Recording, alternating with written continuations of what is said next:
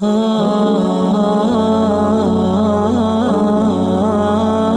مرتبہ سرکار صلی اللہ علیہ وآلہ وسلم مسجد شریف میں تشریف لائے تو منبر شریف کی پہلی سیڑھی پر اپنا پاؤں مبارک رکھنے لگے تو سرکار صلی اللہ علیہ وآلہ وسلم آپ نے ارشاد فرمایا آمین۔ اسی طرح جب سرکار صلی اللہ علیہ وآلہ وسلم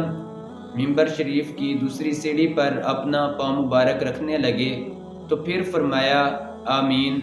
جب تیسری سیڑھی پر اپنا پاؤں مبارک رکھنے لگے تو پھر فرمایا آمین۔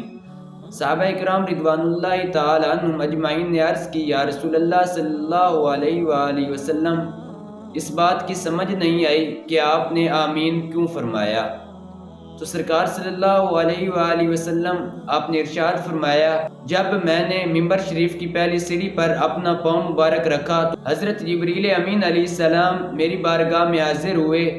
عرض کی یا رسول اللہ صلی اللہ علیہ وآلہ وسلم کسی مجلس میں یا کسی شخص کے سامنے آپ کا نام لیا جائے پر وہ نام سن کر آپ پر درود شریف نہ پڑھے تو وہ انسان تباہ و برباد ہو۔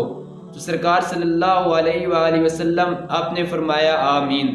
تو اس لیے انسان کے لیے ضروری ہے کہ کسی بھی مجلس میں یا کسی بھی شخص کے سامنے یا کوئی انسان خود سرکار صلی اللہ علیہ وآلہ وسلم آپ کا نام مبارک لے تو انسان کے لیے ضروری ہے کہ وہ انسان نام شریف سن کر سرکار صلی اللہ علیہ وآلہ وسلم آپ پر درود شریف پڑھے۔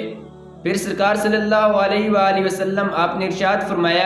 جب میں نے منبر شریف کی دوسری سیڑھی پر اپنا پاؤں مبارک رکھا تو حضرت جبریل امین فرمانے لگے وہ انسان جو اپنی زندگی میں اپنے والدین کو پائے یا والدین میں سے کسی ایک کو پائے اور ان کی خدمت کر کے جنت کا مستحق نہ بن جائے تو فرمایا وہ بھی انسان تباہ و برباد ہو۔ تو سرکار صلی اللہ علیہ وآلہ وسلم آپ نے فرمایا آمین۔ تو ہر انسان کے لیے ضروری ہے کہ وہ انسان اپنے والدین کے ساتھ حسن سلوک کرے، اپنے والدین کی خدمت کرے۔ اگر اس کے والدین اس دنیا سے چلے گئے ہیں یا والدین میں سے کوئی ایک اس دنیا سے چلا گیا ہے تو اس انسان کے لیے ضروری ہے کہ وہ انسان اپنے والدین کے لیے یا ان میں سے کسی ایک کے لیے ایصال ثواب کرے